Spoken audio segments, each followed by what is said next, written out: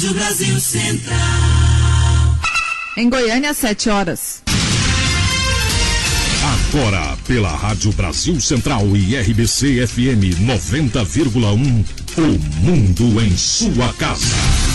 O jornal falado de maior tradição no Centro-Oeste brasileiro. O Mundo em sua casa. A informação em cima do fato. Um mundo de notícias no começo do dia. O Mundo em sua casa tem a marca da Rádio Brasil Central e da RBC FM 90,1. Hoje é terça-feira, dia 13 de dezembro de 2011. Bom dia, você ouvinte. Bom dia, Karine Pinheiro. Bom dia, Gil Bonfim. Bom dia, você que ouve o Mundo em sua casa. O Mundo em sua casa. Tempo e temperatura.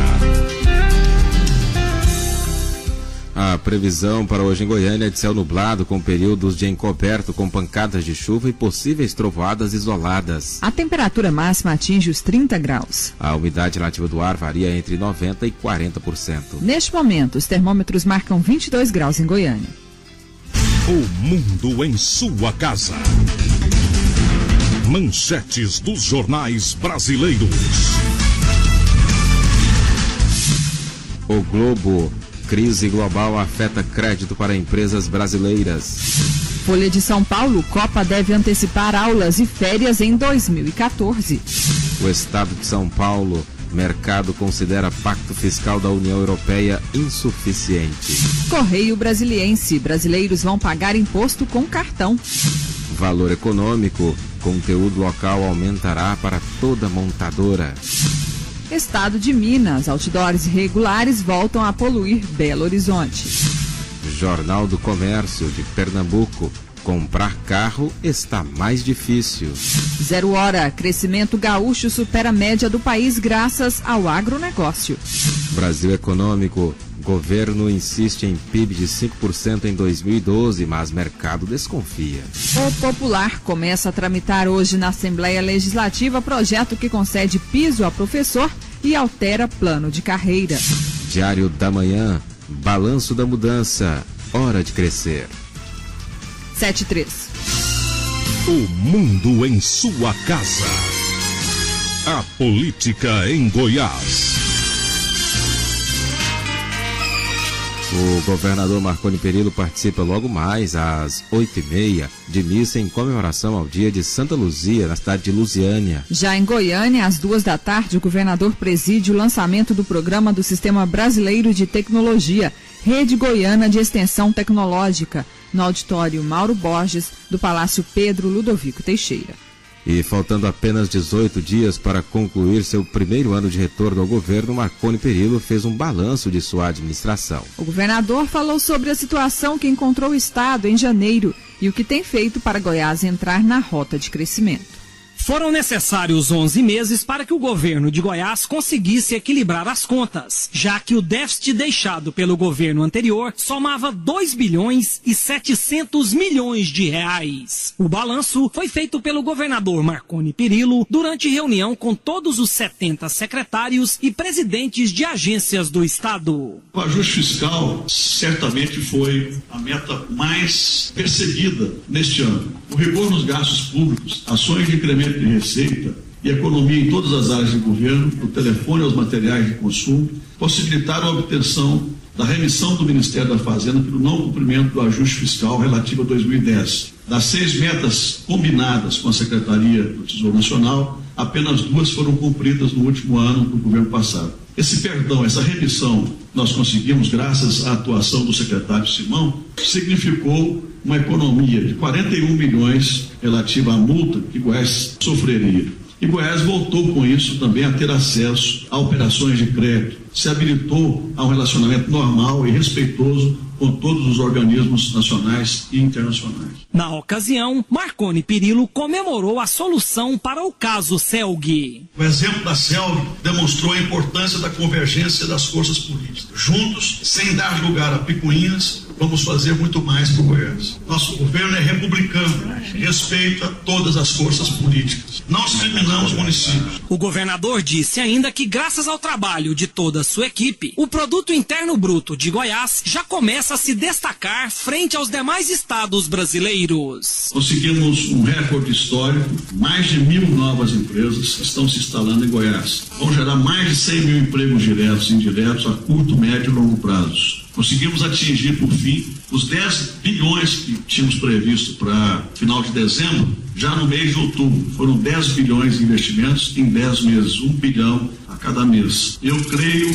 fortemente que daqui a 20 anos, Goiás poderá ser o 5º mais importante estado brasileiro em PIB. As estradas goianas, que foram encontradas completamente deterioradas, segundo Marconi Perillo, também já começaram a serem recuperadas. Intervenções previstas no estado inteiro, o maior volume de obras rodoviárias da história de Goiás. 2.081 quilômetros em 2011. Todas as frentes já começaram as obras, não vai dar para terminar esse ano porque começou muito tarde em função da criação do fundo, em função da regulamentação, licitação, mas o fato é que nós conseguimos 170 milhões de reais de economia apenas na licitação do primeiro pacote de reconstrução rodoviária. O programa Rodovia Urbano contempla, nesse primeiro momento, 113 municípios, investimento 123 milhões para recuperar 13 milhões e 800 mil metros quadrados de asfalto em ruas destruídas nas cidades do interior. O governador lembrou ainda que a reforma do estádio Serra Dourada garantiu Goiânia como uma das cidades sede da Copa América em 2015 e anunciou que em 2012 um importante jogo da seleção brasileira será disputado na capital. Aulus Rincon para o Sistema Brasil Central de Rádio. E durante o balanço do governo Marconi Perillo, vários auxiliares também falaram sobre o desempenho de suas pastas.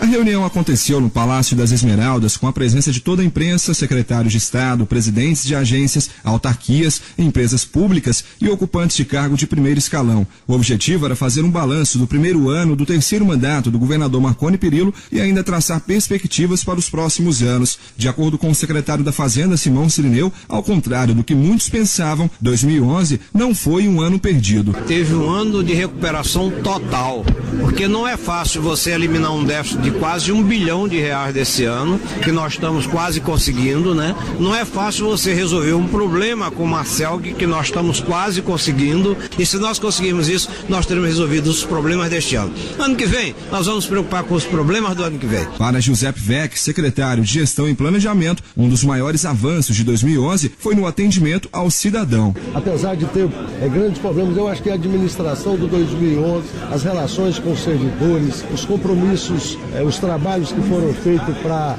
transformar, para ter uma meta, um objetivo, que é transformar Goiás num dos maiores polos de desenvolvimento. O presidente da AGETOP, Jaime Rincon, destaca que o programa Rodovida representou grande avanço na área de infraestrutura. Nós lançamos o programa Rodovida de reconstrução de toda a malha rodoviária do estado, lançamos o programa Rodovida Urbano, não só lançamos como já estamos executando. Nós vamos ao final de 2014, o governador vai entregar à população goiana a melhor malha rodoviária do país. Já o secretário de Saúde, Antônio Faleiros, diz que 2011 foi de muita dificuldade para o setor.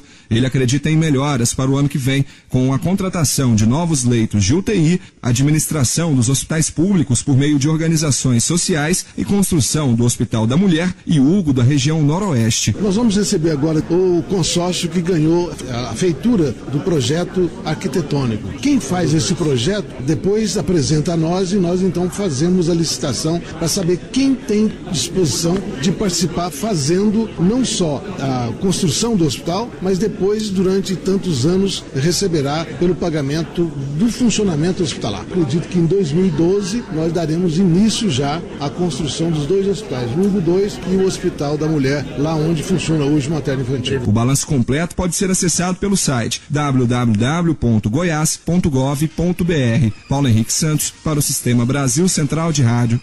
Agora são 7h10. Secretário Estadual de Educação participa de audiência pública na Assembleia Legislativa. A audiência pública foi sugerida pelo deputado Daniel Vilela do PMDB e teve por finalidade a apresentação do plano do governo estadual Pacto pela Educação. Esse programa foi lançado em setembro passado e está em fase de implantação. Tiago Peixoto aproveitou para fazer uma avaliação da pasta nesse ano. Olha, eu acho que foi um ano de projetos muito importantes, interessantes e de projetos que mexeram muito, promoveram muitas mudanças com a nossa educação. Os resultados positivos disso vão ser colhidos, já estão sendo colhidos no curto período de tempo. E esse ano eu tenho certeza que nós conseguimos levar mais qualidade educacional para os nossos alunos. Quando o senhor assumiu, o senhor falou que havia muito por se fazer. Já fez bastante? Esse pacto nosso trata de 25 iniciativas. Mais ou menos em torno de 12 já estão em execução. As outras 13 devem entrar em execução no próximo ano, com foco na valorização do profissional da educação e na aprendizagem dos nossos alunos. De que forma essa valorização poderá vir? Através do piso, através do bônus por desempenho, através do reconhecer, enfim, através de todo um projeto que o pacto trata com muito cuidado. O secretário ainda respondeu durante a audiência aos questionamentos feitos por inúmeros parlamentares. O deputado Wagner Siqueira do PMDB perguntou sobre a questão do piso salarial dos professores. Tiago Peixoto informou que ainda não estão confirmados os valores, mas garantiu que o piso estadual será maior do que o nacional. Thales Barreto do PTB abordou sobre as escolas de tempo integral. O secretário disse que atualmente existem 121 escolas no estado e que o mais importante do que a ampliação destes números é dar condições para que estas possam prestar uma educação de qualidade. E o projeto que altera o plano de cargos dos trabalhadores da educação e aumenta o piso salarial dos professores para R$ 1.384 começa a tramitar hoje na Assembleia Legislativa. E a Assembleia debate a agricultura familiar. O evento contou com as participações de representantes de todos os segmentos do setor. Vários temas foram colocados em discussão, como, por exemplo, a lei que obriga as prefeituras a adquirirem de agricultores familiares no mínimo 30% dos alimentos utilizados na merenda escolar. O presidente da Associação dos Mini e Pequenos Produtores Rurais do Descoberto em Nova Veneza, que conta com 43 integrantes, Sérgio Manuel Souza, destaca as principais dificuldades. Dificuldade com que os recursos chegam até o produtor rural.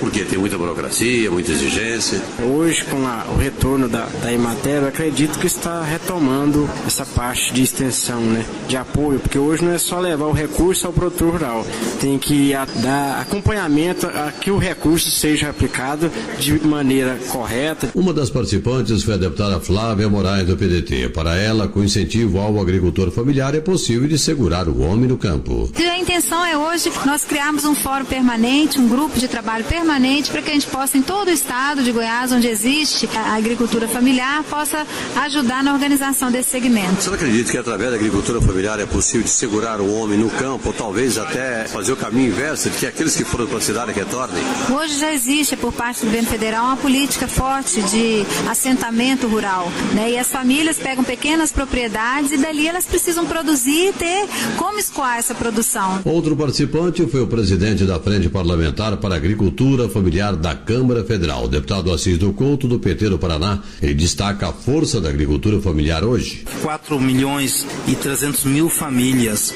ainda vivem no campo da atividade agropecuária. Esses são os agricultores familiares e produzem em torno de 40% do PIB agropecuário, usando apenas 23% da área agricultável do Brasil. Ou seja, com menos terra, produz muito mais. Libório Santos, Sistema Brasil Central de Rádio. 7h14. O mundo em sua casa. Política Nacional. O voto contra a divisão do estado do Pará teria vencido, mesmo sem contar o eleitorado de Belém. Foi o que revelaram os números oficiais do plebiscito de domingo. Sem contabilizar os votos da capital, o não teria 58% do total, em vez dos 66%. A consulta popular pôs fim à ideia de se criar os estados de Carajás e Tapajós. O governo vai tentar derrubar hoje um novo convite para que o ministro Fernando Pimentel, do Desenvolvimento e Indústria, dê explicações no Senado sobre as suspeitas de possível tráfico de influência relacionado às atividades de sua empresa de consultoria. O pedido de esclarecimento será votado na tarde desta terça-feira na Comissão de Meio Ambiente, Defesa do Consumidor e Fiscalização e Controle. E a presidente Dilma Rousseff mantém apoio ao ministro Fernando Pimentel. A ministra das Relações Institucionais, Ideli Salvati, afirmou nesta segunda-feira, logo após a reunião de coordenação no Palácio do Planalto, que o ministro do Desenvolvimento e Indústria, Fernando Pimentel, mantém o apoio político da presidente Dilma Rousseff. Em primeiro lugar, o apoio da presidenta, ele acompanhou a presidenta na viagem importante que aconteceu esse final de semana na Argentina, e nós temos a convicção de que o ministro Pimentel tem prestado todos os esclarecimentos. E é sempre importante e relevante realçar que ele não estava exercendo nenhum cargo público quando exerceu o seu trabalho de economista prestando as consultorias. Né? Ele não era nem ministro, não era prefeito, não era deputado, nem senador. Ele estava exercendo a tarefa profissional dele de economista. Sobre o calendário de votações na Câmara e no Senado, ele ressaltou que a presidente ficou extremamente satisfeita com o andamento dos trabalhos. Segundo ela, no Senado será possível votar a desvinculação de receitas da União, a DRU, e o orçamento de 2012, sem a necessidade de apelar para a convocação extraordinária. As perspectivas extremamente promissoras de nós conseguirmos votar o segundo turno da DRU no dia 20, isto nos dá as condições de votar o orçamento entre o dia 21 e 22 e também ainda de algumas votações possíveis de serem realizadas. Desta forma, a presidenta está profundamente satisfeita com os trabalhos, agradeceu muito o empenho de todas as lideranças, tanto da Câmara quanto do Senado, e já sinalizou com a nossa festa de confraternização no dia 21 de dezembro. Na Câmara, Ideli acredita ser possível votar o projeto que cria o Fundo de Previdência Complementar dos Servidores Públicos Federais, o FUNPRESP. Segundo ela, também seria viável aprovar na comissão especial a Lei Geral da Copa. E, por fim, uma possibilidade, ainda que remota, de se concluir a votação da reforma do Código Florestal. Com informações de Brasília, Apolos Neto. E o ministro Fernando Pimentel teria faturado cerca de 2 milhões de reais com trabalho de consultoria entre os anos de 2009 e 2010. Algumas empresas para as quais ele prestou consultoria teria fechado contratos posteriormente, com a Prefeitura de Belo Horizonte. Agora são 7h17. Exames médicos mostraram redução de 75% no tumor na laringe do ex-presidente Luiz Inácio Lula da Silva. Com isso, a possibilidade de cirurgia foi totalmente descartada. Lula iniciou ontem a última etapa da quimioterapia no Hospital Sírio-Libanês em São Paulo, onde ele passou a noite. O tratamento contra o câncer vai continuar em janeiro com radioterapia. 7h18. Greve no serviço público pode ser regulamentada. O senador Aloysio Nunes lembrou que a Constituição assegura aos servidores públicos municipais, estaduais e federais o direito de greve. Prevê ainda que as regras das paralisações deveriam ser estabelecidas por lei. No entanto, segundo o senador do PSDB de São Paulo, até agora, passados 23 anos da promulgação do texto constitucional, não há uma legislação que trate disso. Para Aloysio Nunes, a falta de normas claras traz prejuízos aos trabalhadores. Isso é ruim para o trabalhador, que fica sem saber qual é o procedimento que tem que adotar para a convocação, para estabelecimento de um piso mínimo de serviços que deve ser disponibilizado para a população, mecanismo de negociação com o empregador, que no caso o governo estadual, municipal ou federal. Por outro lado, segundo o senador, a ausência de regras pode lesar a população. E também ruim para o próprio cidadão, porque muitas vezes as greves são deflagradas em setores essenciais para a vida das pessoas, como segurança, saúde, previdência, e sem que haja um serviço garantido para que as pessoas possam exercer seus direitos. Entre as regras estabelecidas pelo projeto estão os percentuais de servidores de serviços considerados essenciais que têm que trabalhar mesmo durante as greves. A proposta prevê ainda que o poder público não pode constranger o servidor a comparecer ao trabalho ou atrapalhar a divulgação das paralisações. O projeto do senador Aloysio Nunes Ferreira, com normas para as greves no serviço público, vai ser examinado na Comissão de Constituição e Justiça. Agora são 7h20. O mundo em sua casa. Programação de qualidade e alcance em todo o Brasil é aqui na Rádio Brasil Central. Anuncie conosco. Ligue 3201-7686. O mundo em sua casa. O jornal falado de maior tradição no Centro-Oeste brasileiro.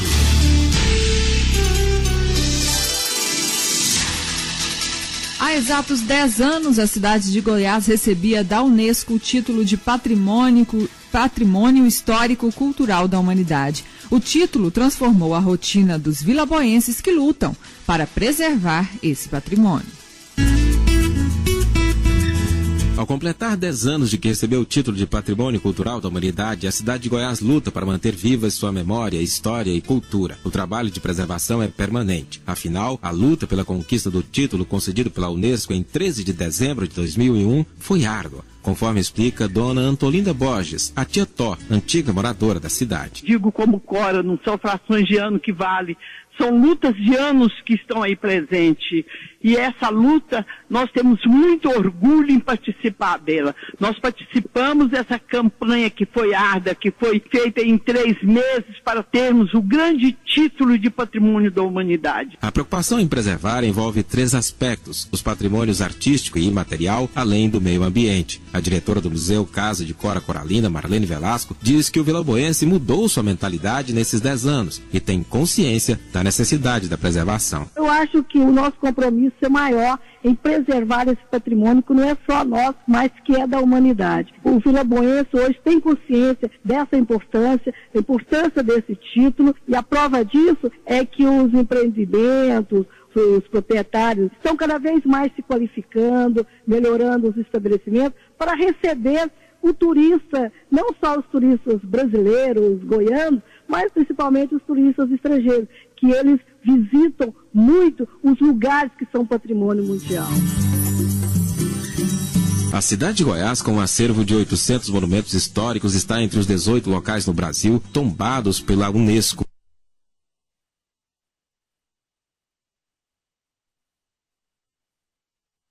Entre os monumentos artísticos estão o Palácio Conde dos Arcos, o Museu das Bandeiras e a Casa da Poetisa Cora Coralina, às margens do Rio Vermelho. Dona Marlene Velasco disse ainda que é preciso uma articulação maior entre a comunidade e o poder público para manter esse patrimônio vivo.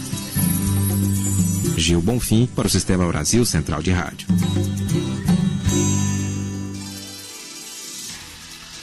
Parabéns aos vilaboenses pela conquista do título da cidade de Goiás de Patrimônio da Humanidade. A cidade de Goiás é cidade do mundo. E numa reportagem amanhã, nossa homenagem à cidade de Goiás continua. Amanhã vamos falar da importância do patrimônio imaterial para a memória e cultura da cidade. Agora são 7h23.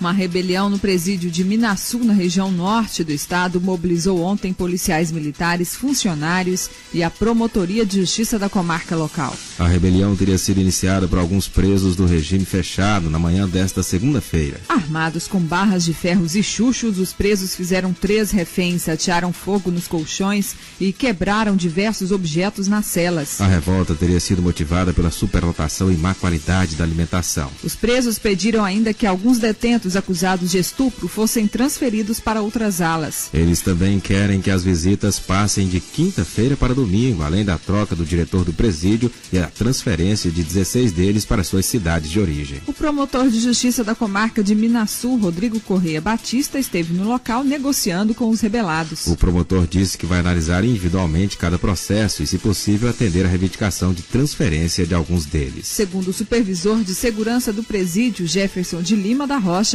a unidade passa por reformas e os detentos se aproveitaram dessa fragilidade para se rebelar. De acordo com o gerente regional metropolitano da Agência Goiana do Sistema de Execução Penal, Leandro Ezequiel, a situação do presídio foi controlada. E 2 feridos foram transferidos para o Hospital Regional de Minaçu. Eles não correm risco de morte. Os 10 detentos responsáveis pela rebelião serão transferidos provisoriamente para os presídios de Goianésia e Niquelândia. O gerente disse ainda que o presídio será reformado o mais rápido possível. Em relação às exigências dos presos, Leandro diz que todas elas serão analisadas caso a caso. Agora são 7h25.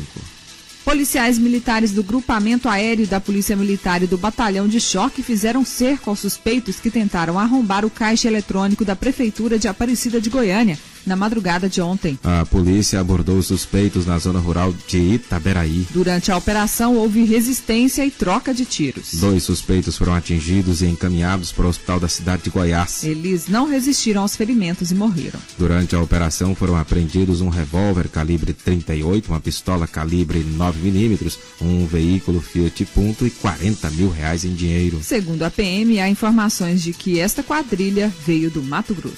Operações da Polícia Militar aumentam o número de apreensões de armas de fogo em Aparecida de Goiânia. O número de apreensões de armas de fogo aumentou em 30,4% em Aparecida de Goiânia, em comparação com os 11 primeiros meses deste ano, com o mesmo período de 2010. De acordo com o 2º Comando Regional da Polícia Militar, 133 armas foram retiradas das ruas contra 102 no mesmo período do ano passado. O comandante do 2º CRPM de Aparecida de Goiânia, Coronel Silvio Alves, explica o motivo do maior número de apreensões. Mais presença das viaturas na rua, né? Mais blitz, mais bloqueios, essas operações Corujão 1, Corujão 2, balada segura, aumentou a ostensividade da polícia, aumentou o número de abordagens, né? O coronel Silvio Alves destaca ainda o perfil das pessoas flagradas, quais armas mais comuns e origem dos artefatos. A arma mais comum ainda é o revólver 38, né? E a origem muitas vezes é clandestina, ou a própria arma furtada ou roubada, ou arma que não tem registro ou porte.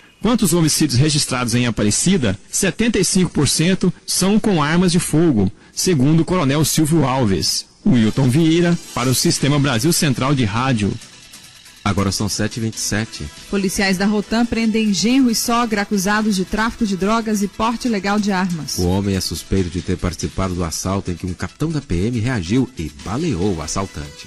Wellington Rodrigues de Souza Júnior foi detido numa abordagem dos policiais da Rotam no setor Pedro Ludovico. Com ele foi apreendida uma pistola 380. O suspeito já tem passagens por roubo, furto, receptação, tráfico de drogas e formação de quadrilha. Agora também pelo porte ilegal de armas e novamente pelo tráfico. Como explica o tenente Sena da Rotam. Posterior à abordagem, nós fizemos uma busca na sua residência, foi encontrado cerca de 300 gramas de cocaína, fora celulares e valores provenientes do tráfico de drogas. No momento da abordagem da residência do autor, também foi detida a senhora Sônia, a sua sogra, que tinha 3 passagens por tráfico de drogas. Agora a polícia vai investigar também se o Wellington teve participação no assalto em uma agência bancária, em que o assaltante foi baleado pelo capitão da PM que reagiu. A polícia quer saber se o detido estava dando cobertura do lado de fora do banco e se teria fugido quando ocorreram os disparos. A única coisa que nós podemos confirmar é que os dois eram amigos de infância. Não sabemos ao certo se há indício do envolvimento deles, cabe a Polícia Civil investigar. Estamos aguardando agora o delegado para as diligências. Yara Galvão para o Sistema Brasil Central de Rádio. Agora são 7h28. Polícia Militar faz balanço da Operação Tolerância Zero na região noroeste de Goiânia. 22º Distrito Policial na região noroeste da capital realizou no último final de semana a Operação Tolerância Zero. O objetivo, como explica o delegado José Maria da Silva, foi combater o crime na região com mais eficácia. O estilo dessa operação, que consistiu em aumentar o efetivo da Polícia Militar nas ruas e também criar temporariamente para atender a demanda um plantão excepcional aqui no 22º DP. Então e um plantão ainda com 2 delegados, com 2 equipes, que é o dobro do que normalmente se encontra num plantão normal. Por que foi criado isso? Para que o policial militar, uma vez na delegacia, ele tivesse um atendimento rápido e pudesse voltar às ruas e continuar nessa operação. E também porque, se não fosse feito isso, iria afogar o plantão normal com esse aumento de demanda. O delegado José Maria também fez um balanço da operação. Foram lavrados aqui 8 prisões flagrantes, foram apreendidos 1.500 DVDs, CDs piratas, 176 pares de tênis falsos. Foi apreendido também material de pornografia infantil, 5 caça-níqueis, também drogas, 5 armas de fogo, registro de 19 ocorrências. Lorena Borges para o Sistema Brasil Central de Rádio. 7h30. Polícia Rodoviária Federal reforça a fiscalização nas estradas que cortam Goiás para combater excesso de peso em caminhões. A Polícia Rodoviária Federal apreende de 10 a 15 caminhões em média todos os dias devido ao excesso de peso. O reforço da fiscalização começou após a assinatura de um termo de ajustamento de conduta com o Ministério Público Federal. A vigilância será ainda maior neste período de férias. De acordo com o chefe de comunicação da PRF, inspetor Newton Moraes, há casos em que o veículo trafega carregando o dobro da carga permitida. Newton Moraes diz que essa prática ilegal pode causar acidentes, além de gerar danos à rodovia. Os veículos pesados, principalmente quando se envolvem em acidentes, a tragédia é bem maior, além do que provocam grandes tumultos. Outra informação importante é que o veículo com excesso de peso torna-se antieconômico, acaba trazendo problemas para o condutor, já que é um veículo que não responde normalmente como se ele estivesse com a carga normal. Maior consumo de combustível, problemas de suspensão, de frenagem e, principalmente nas subidas, sobem mais lentamente. O motorista que trafega com caminhão com excesso de peso é multado e tem o veículo retido. Além disso, a PRF faz um boletim de ocorrência e encaminha toda a documentação para o Ministério Público Federal para que sejam tomadas as medidas cabíveis. Karine Pinheiro para o Sistema Brasil Central de Rádio. Agora são 7h31. Prefeitura de Caldas Novas tem prazo de 30 dias para responder à Justiça que suspendeu o concurso público depois de denúncia de fraude. Os cerca de 11.840 candidatos que disputam vagas na Prefeitura de Caldas Novas vão ter que aguardar nova decisão da Justiça, que por meio de uma medida cautelar suspendeu o concurso. A denúncia é que houve uma tentativa da venda de vagas no valor de R$23 mil. O promotor Rafael Machado de Oliveira, responsável pela ação, vai aguardar a resposta da Prefeitura. A partir do prazo de 30 dias, o Ministério Público ajuizará a ação principal, onde, após as investigações, o Ministério Público provavelmente pedirá a nulidade do concurso. O promotor de justiça ressalta que há o interesse para a realização do concurso na cidade. É interesse do Ministério Público que tenha o concurso público, porque hoje a situação que se tem em Caldas Novas, onde a maioria dos médicos e funcionários da Secretaria de Saúde, eles são contratados e não concursados. Então, através desse concurso, vai regularizar a situação. A Prefeitura também tem pressa em resolver a situação. É o que garante o secretário municipal de administração de Caldas Novas, Cílio Junqueira. Eu já instaurei uma sindicância administrativa para apurar os fatos. E neste momento agora eu saí do Ministério Público levando as informações necessárias para ajudar também nas investigações. A intenção do Poder Executivo é elucidar essa situação o mais rápido possível. O concurso, que está suspenso, ofereceu 248 vagas imediatas para a saúde e outras 496 para cadastro reserva, com salários que variam de cerca de R$500 a R$10 mil. Yara Galvão para o Sistema Brasil Central de Rádio. 7h33. Novo presidente da CELG aponta melhorias na situação financeira da empresa. O novo presidente da CELG, Humberto Eustáquio Tavares Correia, assume o comando no momento de negociação com a Eletrobras, que prevê mais de 1 bilhão de investimentos até 2015. Segundo Humberto Eustáquio, a situação da CELG atualmente é bem melhor que no início do ano, quando o vice-governador José Eliton assumiu a presidência. Esse ano teve a oportunidade de corrigir uma série de problemas que existiram quando essa gestão entrou. Tivemos a oportunidade, por exemplo, de retomar os investimentos. A CELG fez mais de 160 milhões de investimentos. No aspecto econômico-financeiro, que é o que mais faz o sofrimento da empresa, vamos assim dizer, onde ela está mais combalida, deixou-se de tomar novos empréstimos. Na realidade, apenas no mês de janeiro é que foi feita uma tomada de empréstimo para poder fazer uma quitação de parcela do ICMS. Os empréstimos que foram sendo finalizados ao longo do ano, ou terminados, a CELG fez uma rolagem deles com taxas de juros altamente interessantes. O novo presidente ainda não sabe quanto tempo ficará no comando, mas já fixou as prioridades de sua administração. Nós temos 2 pontos aí a levar em frente. O primeiro é aquele referente ao protocolo de intenções e o outro, o acordo de acionista. Dentro desses 2 documentos, nós temos responsabilidades tanto do Estado de Goiás, como acionista da CELG, como da própria CELG, que vai estar então envolvida diretamente no assunto. Então, a minha preocupação vai ser colocar em prática aquilo que for de competência da CELG para cumprimento dos ditames do acordo de acionistas. Humberto Eustáquio é engenheiro eletricista e funcionário da CELG há 40 anos. Antes de assumir a presidência, ocupava o cargo de diretor técnico da CELG. Luiz Amaral para o Sistema Brasil Central de Rádio. Agora são 7h35.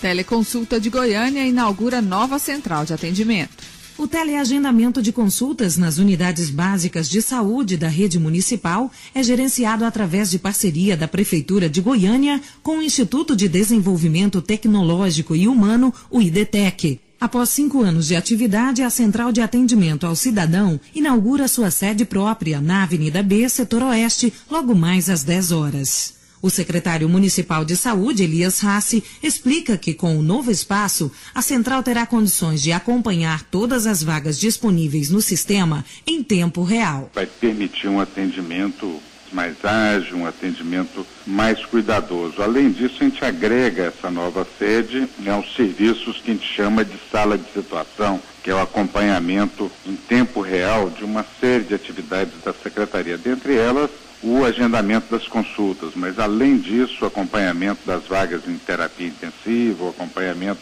das vagas de leitos hospitalares, o acompanhamento dos serviços de check-in. A sede própria oferece melhores condições de trabalho aos atendentes e possui espaço para ampliar o número de posições de atendimento de 58 para 83, de acordo com o crescimento da demanda pelo aumento da população.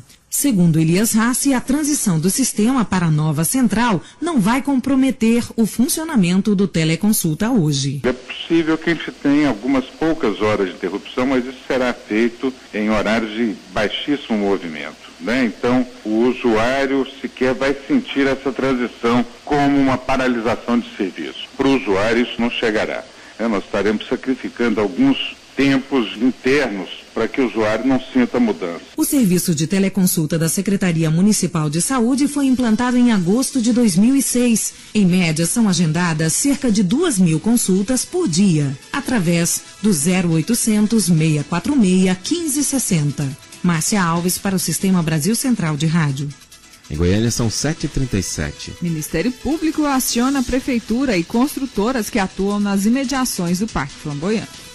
O promotor de justiça Maurício Nardini acionou na justiça a Prefeitura de Goiânia e 6 empreendedores responsáveis pela implantação do Parque Ecológico Flamboyant e pela construção de prédios nas imediações. Nardini pede que a Prefeitura apresente todas as licenças ambientais necessárias para o empreendimento e também o parecer técnico sobre a regularidade ambiental. Olha, até agora a Prefeitura não se manifestou interessado em resolver essas situações. A inércia da Prefeitura é que fez com que o Ministério Público ingressasse com essa ação de juízo. Então agora pode até ser que exista a possibilidade de a gente fazer aí um termo de ajustamento de conduta, só que agora ele vai ser dentro de uma ação, porque se a Prefeitura não fizer esse termo, se a Prefeitura não fizer, se os empreendedores também não resolverem essa situação, eu espero que a Justiça condene essas pessoas a fazer aquilo que a lei manda. O promotor solicita também à Justiça que as empresas que levantaram construções perto do Parque Flamboyant adotem medidas que permitam a permeabilidade do solo. Caso resistam em cumprir essa determinação, o promotor sugere que sejam impostas pesadas multas até que o problema seja solucionado. Nardini adverte que o alto índice de impermeabilização na área prejudica a realimentação do lençol freático, afetando o equilíbrio ecológico dos recursos hídricos do parque. Vanderlei Araújo, Sistema Brasil Central de Rádio. 7h39. Feira Hippie terá segurança reforçada neste fim de ano para garantir maior segurança aos visitantes e evitar feirantes clandestinos. A previsão é que nos próximos dias, até a comemoração do Natal e Ano Novo, passem pela feira cerca de 120 mil pessoas a cada final de semana. É mais do que o dobro em relação aos dias normais. Com tanta movimentação, a Polícia Militar já reforçou o policiamento. O capitão Luiz Alberto explica a necessidade de ter um esquema especial para a Feira Hippie. Nós temos aproximadamente 80 policiais militares, interno e externo, na Praça do Trabalhador. Os policiais farão um monitoramento dentro da feira e nas proximidades. Segundo a PM, uma fiscalização rigorosa com a venda clandestina. Já estamos coibindo qualquer desavisado que queira ir para a Praça do Trabalhador para vender ou comercializar mercadoria irregular, prontamente será detido, conduzido à delegacia. Yara Galvão para o Sistema Brasil Central de Rádio. 7h40. A seguir, as notícias do esporte com José Calazans. O mundo em sua casa. O combate à dengue depende das suas ações. Eliminar o mosquito é a principal delas. Encha de areia os pratinhos de vasos de plantas ou lave semanalmente com água, sabão e escova. Informe-se ou denuncie pelo Disque Dengue 0800 642 8383. Dengue mata. Elimine o mosquito, evite a doença. Combata todos os dias, o ano todo. Secretaria de Estado da Saúde e Governo de Goiás. A força do coração do Brasil. O mundo em sua casa tem a marca da Rádio Brasil Central e da RBC FM 90,1.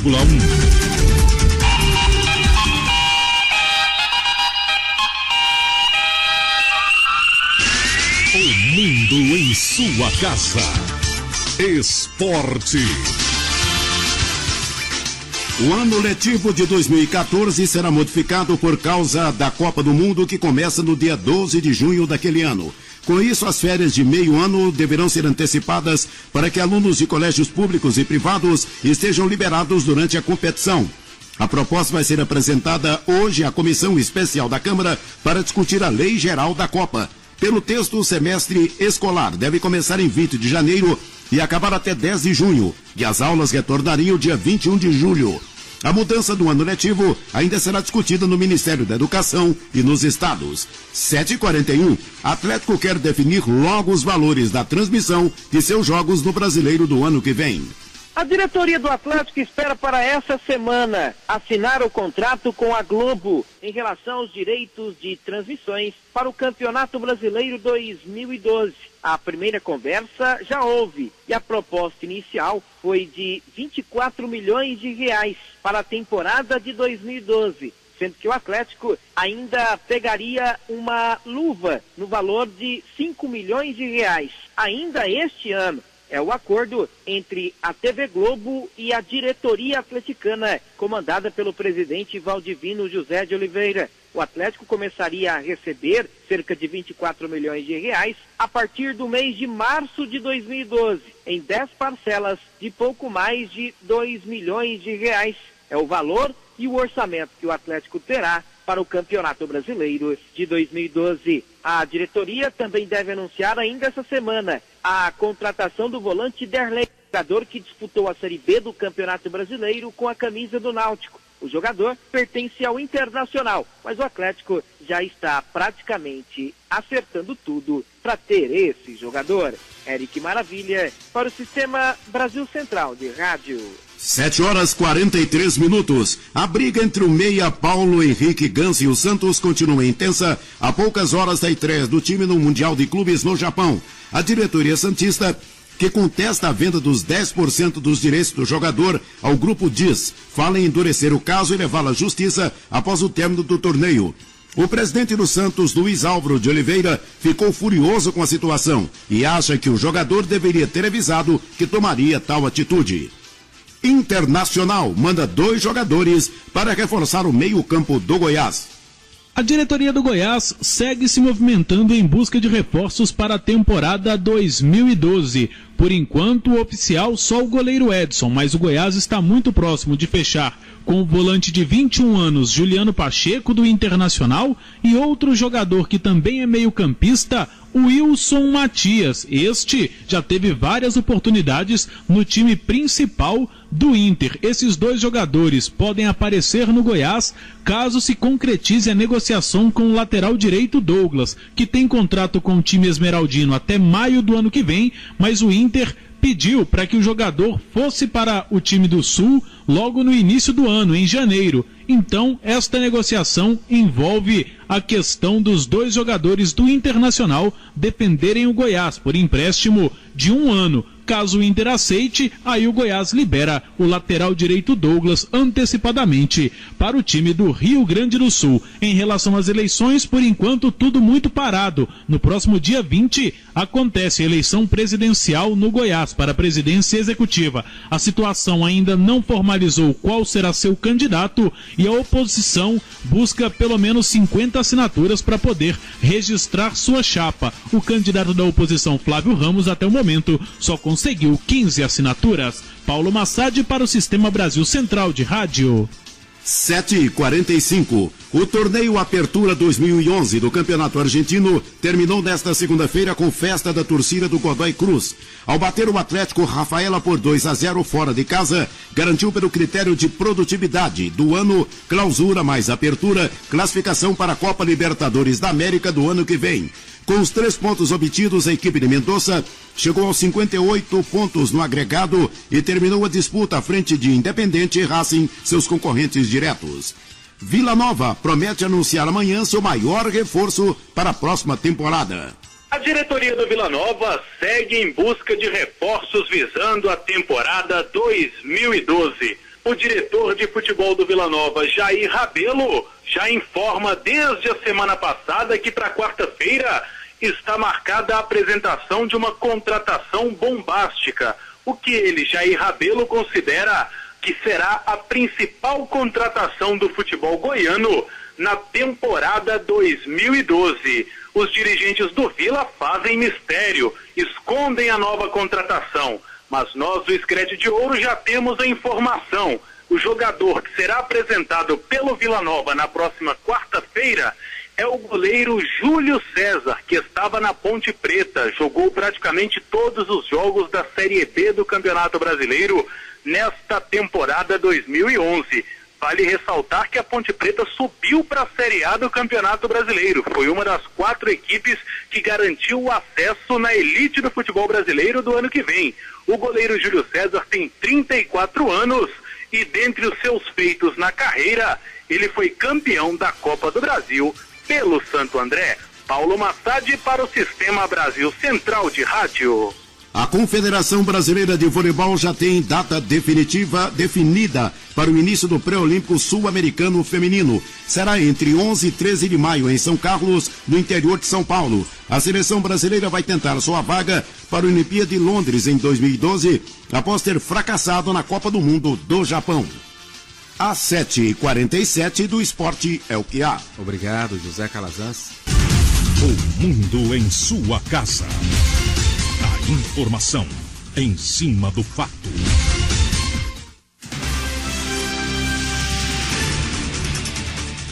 A SEASA amplia o horário de atendimento aos clientes devido às comemorações de Natal e Ano Novo. De acordo com a instituição, durante esta semana as bancas ficam abertas das 6 da manhã às 6 da tarde. Já entre os próximos dias 19 e 24 de dezembro, a SEASA vai funcionar enquanto houver compradores no local. Os empresários que vendem frutas no varejo e no atacado estão otimistas com a chegada das festas de fim de ano. A Receita Federal vai oferecer preenchimento automático de dados na declaração do imposto de renda a partir de 2014. O recurso estará disponível somente aos contribuintes que optarem pela declaração simplificada. Caberá ao declarante confirmar ou corrigir as informações que aparecerão. Além disso, 6 tipos de declarações serão extintas em 2013, como a Declaração Anual do Simples. As medidas fazem parte de um pacote da Receita para simplificar obrigações tributárias para o contribuinte. 7h48. Federação das Indústrias de Goiás luta para manter incentivos fiscais. Estudo encomendado pela FIEG e Fundação Getúlio Vargas mostra que incentivo beneficia conjunto da economia do país. Análise de 12 projetos industriais em 8 estados, entre eles Goiás, indica impacto sobre o PIB nacional de 358 bilhões de reais e 800 mil postos de trabalho. O presidente da FIEG, Pedro Alves de Oliveira, fala do esforço da instituição para a consolidação dos incentivos. Os estados mais desenvolvidos têm contestado Estado esses incentivos nossos. E como eles se apoiam na unanimidade do CONFAS, quer dizer, 26 estados, se quiserem uma alteração ou qualquer benefício para seu estado e um estado contestar, isso não é possível, porque se não tiver unanimidade não se consegue. Então a federação está fazendo um trabalho, primeiramente nós buscamos o apoio do Centro-Oeste, unimos todas as federações de indústria do Centro-Oeste, unimos com as federações de agricultura e com a Federação do Comércio. Conseguimos um consenso e a unidade dessas instituições do Centro-Oeste. Agora fomos para a CNI, onde congrega todos os presidentes de federações do Brasil. Conseguimos também, dentro da CNI, o apoio para trabalhar no sentido de acabar com essa unanimidade. Então agora o trabalho que nós vamos fazer é justamente dentro do Senado, fazendo com que o Senado altere essa norma, passando isso para 3/5. Pedro Alves ressalta ainda a importância dos incentivos para o desenvolvimento de Goiás. Foi um estado que começou o seu desenvolvimento com a agropecuária. Posteriormente nós tivemos aí, em 86 o Fomentar, que foi um programa de incentivo. Desse programa de incentivo para diante, o estado de Goiás começou então a atrair empresas. Tivemos como uma grande empresa do agronegócio naquela época, a empresa Arisco, que ela se instalou aqui em Goiânia e criou um incentivo, levou até pequenos produtores, levou assistência técnica, levou orientação e gerou emprego, gerou benefício econômico e social para o nosso estado. Wilton Vieira para o Sistema Brasil Central de Rádio. 7h50. Secretaria de Indústria e Comércio realiza treinamentos para o crédito produtivo. 60 micro e pequenos empresários que pretendem receber empréstimo do crédito produtivo da Secretaria de Indústria e Comércio participam do treinamento até quarta-feira. Na capital, o curso acontece no auditório da SIC, no 5º andar do Palácio Pedro Ludovico Teixeira.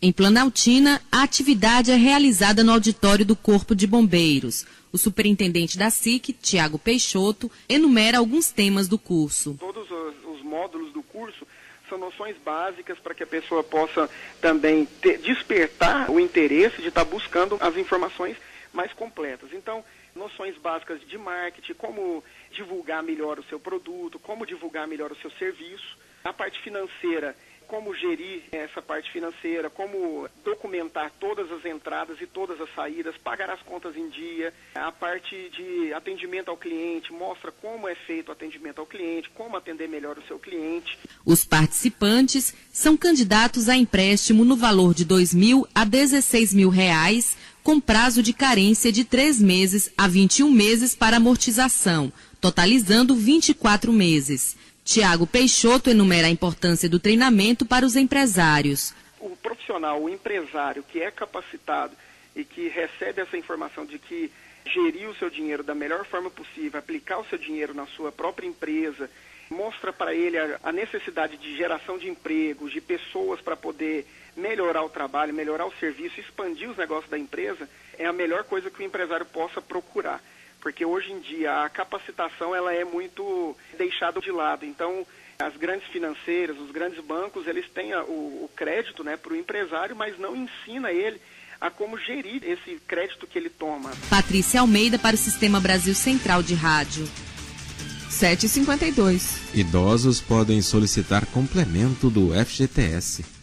Os idosos com mais de 60 anos, titulares de contas vinculadas ao FGTS, poderão assinar o termo de adesão no momento que quiserem para receber o crédito de complemento do Fundo de Garantia relativo aos planos econômicos Verão e Collor 1. O projeto de lei, de autoria do senador Paulo Paim, do PT, foi aprovado pela Comissão de Assuntos Sociais do Senado. De acordo com o presidente do IBDEC, Instituto Brasileiro de Defesa do Consumidor, Wilson César Rascovitch, não será preciso contratar advogado para receber o crédito. Basta ele fazer um requerimento, é onde que ele vai ser beneficiado. Agora, a Caixa, que é a gestora que tem, que controla, de certa forma, o FGTS, que tem o Conselho Curador do FGTS. E o Conselho funciona também junto à Caixa Econômica Federal. Então é interessante que eles que vão passar todo esse procedimento, que o idoso, a pessoa interessada, vai poder estar indo na Caixa e requerendo, verificando qual seria o procedimento que eles vão estar fazendo. O senador Ciro Miranda, do PSDB, foi quem apresentou emenda para beneficiar os idosos que não assinaram o plano de adesão no prazo, permitindo que façam o cadastro a qualquer momento. Heloísa Amaral para o Sistema Brasil Central de Rádio.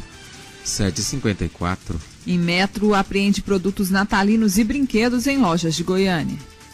O Inmetro divulgou o resultado da operação especial desencadeada para fiscalizar a segurança e a qualidade dos brinquedos e de outros produtos vendidos em lojas de eletrônicos na época do Natal. Em Goiânia e no interior do estado foram visitadas nas últimas semanas 135 lojas e vistoriados mais de 30 artigos natalinos. 2.000 brinquedos e 1.000 luminárias foram apreendidos por não apresentarem o selo do Inmetro, que confere segurança aos produtos. Segundo Petra Saba, analista do Inmetro, a falta de selo do Instituto expõe o consumidor a riscos. No caso das luminárias de Natal, o perigo é maior ainda. Se o produto não for seguro, pode ocasionar curto-circuito e até mesmo incêndio dentro de casa. De acordo com Petra Saba, o consumidor não deve comprar produtos sem que haja o selo do Inmetro. Não comprar sem a certificação do Inmetro, que é a certificação que assegura os requisitos que o material elétrico foi fabricado de acordo com os requisitos de segurança que devem ser atendidos. Vanderlei Araújo, Sistema Brasil Central de Rádio. 7h55. Um homem de 49 anos morreu dentro de um cinema pornô em Belém, no Pará, na tarde do último domingo. O caso foi registrado após outros espectadores do cinema chamarem um policial militar que estava próximo para prestar socorro. Testemunhas falaram que o homem passou mal enquanto assistia a um filme e chamaram o PM, que tentou reanimá-lo. O guarda prestou os primeiros socorros e acionou o serviço de emergência, mas o homem morreu no local, segundo a delegada responsável pelo caso. Aparentemente, a vítima sofreu um infarto dentro da sala de cinema. O PM relatou à Polícia Civil que o filme que estava sendo exibido era com a atriz pornô italiana Cicciolina. Os 11 policiais militares acusados de envolvimento no assassinato da juíza Patrícia Scioli vão à júri popular. A decisão é da 3ª Vara Criminal de Niterói, no Rio. A Justiça também determinou a transferência do suposto mentor do crime, o tenente-coronel Cláudio Oliveira, e do tenente Daniel Benites, para um presídio de segurança máxima federal. Hoje, 13 de dezembro, o maior símbolo da música popular nordestina, o pernambucano Luiz Gonzaga, completaria 99 anos se estivesse vivo. O Rei do Baião vai receber homenagens no Recife na noite de hoje. A programação inclui shows de forró, exibição de filmes e workshops durante toda a semana. A festa acontece anualmente para comemorar o nascimento de Luiz Gonzaga e tem como objetivo despertar na população a necessidade de se preservar a memória do maior intérprete do forró nordestino. E a Feira Hippie tem funcionamento especial neste final de ano. Por causa das festas de fim de ano, a Feira Hippie vai funcionar excepcionalmente do dia 23 para o dia 24 e do dia 30 para 31 de dezembro. O período será das 6 horas da noite às 4 horas da tarde. A abertura da feira de sexta para sábado foi um pedido feito pelos vendedores e acatado pela Prefeitura. Segundo o presidente da Associação dos Feirantes, Manuel da Badia, o objetivo da mudança é atender o consumidor antes do Natal e Ano Novo. Ele já comemora o aumento das vendas este ano. Já está sendo melhor, já tem muitos feirantes que já está parabenizando, né, pelas suas vendas, já está bem melhor do que o Natal passado. Esse final de semana agora o volume de gente ainda é maior ainda. Nós temos lá um grande contingente de pessoal que vem simplesmente para fazer as suas compras no atacado, para acabar de abastecer as suas lojas. O presidente da Associação de Feirantes da Feira Hippie, Manuel da Badia, diz que outro fator que tem melhorado as vendas é a fiscalização contra vendedores irregulares que atuavam nas proximidades da rodoviária de Goiânia. Karine Pinheiro para o Sistema Brasil Central de Rádio. Agora são 7h58. A Ordem dos Advogados do Brasil de Pernambuco solicitou ontem ao Ministério Público Federal do Rio Grande do Sul que investigue suposto crime de racismo cometido por uma estudante no Twitter. Ela atacou os nordestinos pedindo o uso de câmara de gás contra os nascidos na região. As mensagens foram postadas na última sexta-feira por uma pessoa que se identifica como Sofia Fernandes. A investigação pretende descobrir, inclusive, se esse perfil de usuário é verdadeiro ou apenas um pseudônimo. 7h58. Já chega a 5.000 o número de mortos na Síria em 9 meses de repressão aos protestos contra o presidente Bashar al-Assad. A estimativa é da alta comissária para os direitos humanos das Nações Unidas, Neve Pillay.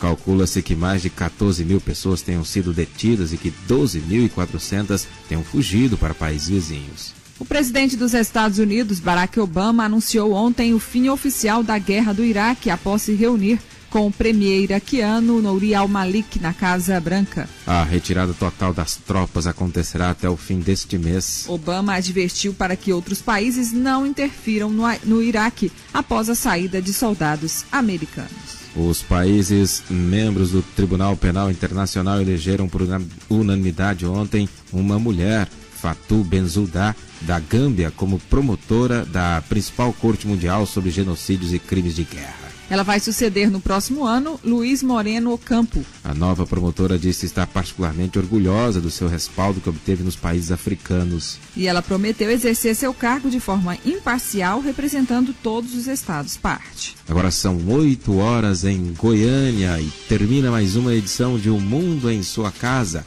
que teve a apresentação de Karine Pinheiro e Gil Bonfim. Redação e edição Ada Mendes, Antônio Correia, Marcelo Cabral e Wendel Franco. Direção de estúdio Luzane Gomes. Chefes de reportagens Ione Chagas e Almir Costa. Operação de áudio Thaís Oliveira. Central técnica Frederico Pita e Otair José.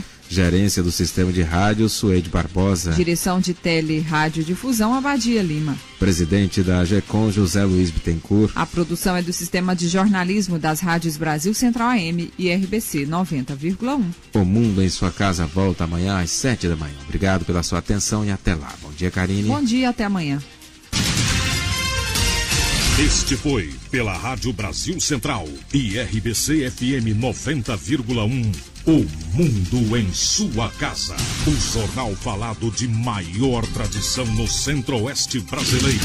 O Mundo em Sua Casa. A informação em cima do fato. Um mundo de notícias no começo do dia. O Mundo em Sua Casa voltará sempre com a marca da Rádio Brasil Central e da RBC FM 90,1.